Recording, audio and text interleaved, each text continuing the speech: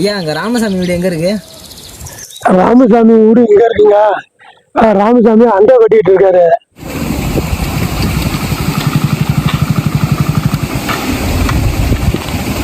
நான் நிற்கிறாரு பாருங்க, அவர் தான் ராமசாமி போல இருக்கு.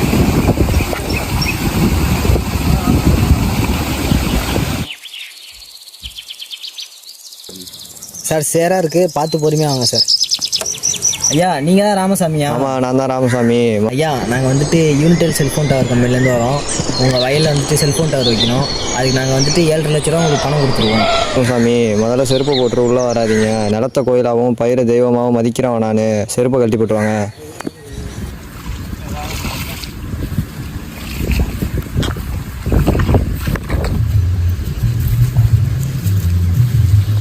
ஐயா டவர் வைக்கலாமா என்னன்னு கொஞ்சம் யோசிச்சு முடிவெடுங்க. எங்களையும் கொஞ்சம் நினச்சி பார்க்கலாம்ல. தம்பி, நான் நிலத்தை கொடுக்குற மாதிரி இல்லை. ஒழுங்காக இந்த இடத்த விட்டு போயிடுங்க.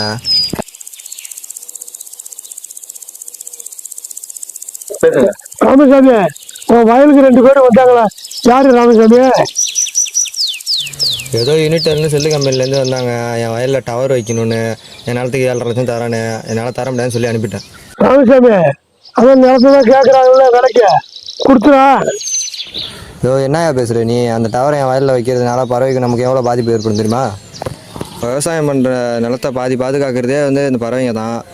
அந்த டவரை என் வயலில் வச்சு அந்த பறவைங்களை அழித்து அதுலேருந்து வர அந்த பாவகாசம் எனக்கு தேவை கிடையாது. ராமசாமி, நீ வச்சுக்கிறதா ரவோண்டு கடா. அது 7.5 லட்சம் கேட்குறாங்க, கொடுத்துடாம வச்சு ஒரு பணத்தை வாங்கி வச்சுக்க. அவங்க கொடுக்குற அந்த 7.5 லட்சத்தை வச்சு என்னால் எவ்வளோ நான் என் வாழ்க்கையை ஓட்ட முடியும்? அந்த நிலம் இருந்தால் என் பிள்ளையோட தலைமுறை அப்படியே வாழும். இவ்வளோ பேசுறியா? உன் வயலில் வைக்க வேண்டிய என் வயலில் தான் வைக்க சொல்ல முடியாதுட்டாங்களே. முடியலன்னு வச்சிருப்பேன். மயிரை இப்போ நானும் ஊருக்காரெலாம் சேர்ந்து வைக்க விட மாட்டோம்.